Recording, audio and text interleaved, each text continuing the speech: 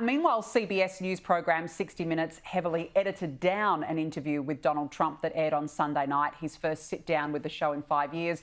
Trump spoke with correspondent Norah O'Donnell for 90 minutes, but only 28 minutes was broadcast. A full transcript was later published, along with a 73-minute long extended version online. Now, Kosha, obviously, 60 Minutes traditionally cuts down interviews, but going back to what you were just saying earlier, Trump's not shy to sue outlets, and let's not forget that he sued CBS over the editing of a 60 Minutes interview with Kamala Harris when she was vice president, which he alleged had been deceptively edited to help her chances in the presidential election. Yes. So he sued. They did settle. I think it was $16 million. Notably, not with an apology or admission of guilt. It was just a settlement. They were in the middle of a takeover, and some speculated that was the reason for why they kind of did that, just for nuisance value, what have you. But another thing, more so than the money that came out of that settlement, is that they have agreed to always release the raw, unedited transcripts, and I believe the raw video from every interview. So while it's understandable that they, of course, have to edit things down to fit in the 1 hour time frame of the broadcast, in this day and age of the internet, by making that whole thing available, the internet will do its thing, and people can pick apart the transcript, see what was actually spoken, unfiltered, decide if there's something else that's actually more in the public interest than what CBS decided to include and what airs on TV when it goes live. So that is, I think, a step in the right direction, and it is a little bit of a check and balance against unscrupulous editing, which tends to happen. It's one thing if you're doing it for the format of television. It's another thing if you're making substantive differences from what was spoken, just like the BBC example, or even Trump's allegation with the Kamala Harris interview. Yes, well, that's exactly right. Look, obviously programs do cut down their interviews, but in the interest of being transparent, I think it's important to have that transcript. Now, look, Donald Trump says he won't be extorted by the Democrats as this government shutdown. It is now approaching a record length. Have a listen. The problem is they want to give money to prisoners, to drug dealers, to all these millions of people that were allowed to come in with an open border from Biden. And nobody can do that. I'm not going to do it by being extorted by the Democrats who have lost their way. There's something wrong with these people. So then what happens on November 15th when the troops don't get a paycheck? Schumer is a basket case, and he has nothing to lose. He's become, I just left Japan, he's become a kamikaze pilot. Kosha, look, I think that Trump is rightly holding the line. The Democrats' demands for this shutdown have been absolutely absurd. How do you see this playing out? It's just going on and on. Yes, the last record was 35 days in Trump's first term, and I think we're right around that now, or even surpassing it in short order. And it was definitely a stare down both times, because there's a lot of stuff that the government does that's not useful, and there's jokes going on all the time that, our day-to-day life isn't any worse, so it's great, let the government shut down so that they don't interfere in our lives. But there are some aspects where it does start to hurt everyday people, like traffic control or paying troops or other people that are performing vital services not getting paid. That does start to become a problem. And so typically, one side will stare down the other and hold those issues as the reason, the leverage to do so. Last time, it was President Trump who caved and in the end made concessions for whatever he was holding out for. This time it's different, because the One Big Beautiful Bill was passed before the shutdown, and that has by and large funded Trump's agenda and everything that he wants to do with deportations and the wall and tax cut permanency, etc. So it's really the other side that doesn't have leverage, the Democrats right now, and it's just a matter of who blinks. It looks like he is holding down the line since his agenda is funded, and he's got other means to provide relief for those other issues, and the Democrats are going to have to be the one to capitulate because they don't have leverage. But so far, they've surprised many, I think, by holding out as long as they have. So we shall see, but I think hopefully we're getting close to the end. Well, you certainly hope so, but yeah, I don't think that Trump is going to back down. Doesn't seem that way. Now, look, we've got to talk about the ladies over at The View, the delightful ladies of The View. And Whoopi Goldberg, she's back at it again with more anti-Trump propaganda. Now, for some context, Donald Trump had pardoned crypto founder Changpeng CZ Zhao. But when Trump was asked during that 60 Minutes interview about the pardon, he said that he didn't know anything about it. Whoopi Goldberg then accused the president of using an auto pen. And watch now what happens as she actually got a correction note midway through the television show. It was passed on. Have a look. When they're listening to, what the hell, what? I love when Sonny passes notes. We don't know if Trump used an auto pen to part. It was a joke. Yes. We don't know if Trump used an auto pen to part. Come on. But we do know that he didn't know who that crypto guy was. Well, I'm sorry. You know, the hardest thing about this job now is no one understands nuance. They're very, very sincere, Kosha. They're definitely not sincere. But why do the left always make up nonsense when they get angry and caught out? That one was actually quite funny to me, Danica, because usually when those notes come through, and I think they're like on their 8th or 9th note this year, the View ladies keep saying things and then have to issue corrections.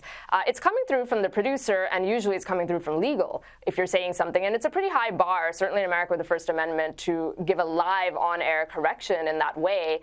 And I've sensed a little bit of insubordination there, where, you know, it was talent, Whoopi Goldberg, against the producer, who probably told Sonny Hostin to write that down, and maybe against their legal team. So that should be interesting to see how that one plays out. But I think everybody is a little bit gun shy, I think, right now, of pulling the trigger, rhetorically speaking, against Trump and his supporters all the time because of these lawsuits that we just talked about, and the fact that they have settled.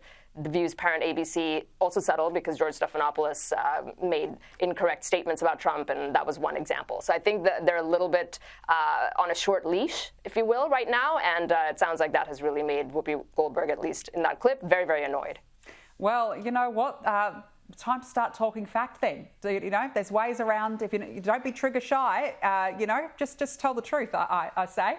Now, look, let's take a look at the blind leading the blind, as I'll say. Former Labor Prime Minister Paul Keating says he gave Anthony Albanese some fighting points ahead of his meeting with Donald Trump last month. The meeting obviously did go quite well. They seemed to get along. So Paul Keating added, quote, "It turned out he didn't have to use them, didn't have to use his talking points, Kosha. But I can't think of anyone worse for the Prime Minister to have advice from."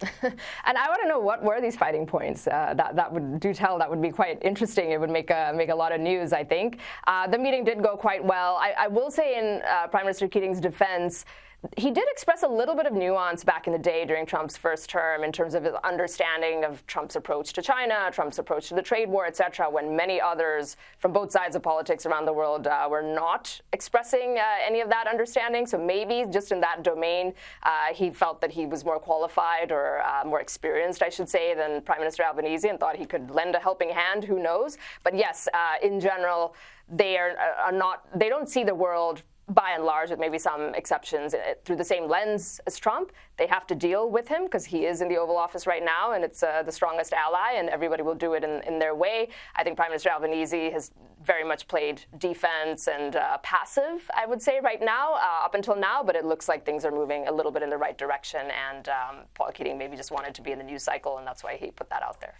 Yes, I agree. He loves to just trot out a couple of news lines every now and then, make himself feel relevant, Kosha. Now, look, an Anti-Semitism Research Institute has released an 11th hour report about its concerns over New York City socialist mayoral candidate Zoran Mamdani. It explains the controversial views of his father, a professor at Columbia University, on Israel, as well as how Zoran founded the Students for Justice in Palestine chapter while he was in college. It also details his past statements and positions on it, and lists the anti-Israel individuals who endorse him for mayor. Kosha, by all accounts, he's going to win this. How worried must the Jewish community be? I think, worried, as are business owners, as are just everyday taxpayers, all sorts of people who are going to bear the brunt of his policy agenda, which he has made no secret of throughout this campaign. The interesting thing to me in this, though, is that the Jewish community in New York, which is the largest diaspora of Jewish people outside of Israel in the entire world, live in New York City, just shy of a million of them. 40% of them still support Mamdani, and among the crowd under the age of 45, including Jewish people, support him and are voting for him. So that is the thing over here, I think, that's impossible to ignore, that despite these statements that he's made and the studies that are coming out, they are not lining up against him. They could have voted for Cuomo. They could have supported the Republican candidate, Sliwa. They have not. They're voting him in. And, as the saying goes, you get the government you vote for. And unfortunately, that is what's going to happen here. And they are going to have to suffer the consequences. Yeah, it's going to be an absolute disaster. And, he's trying to get the young vote now, going out to clubs. I just feel like his whole policy is based on vibes, not actual policy. So we'll see how it goes.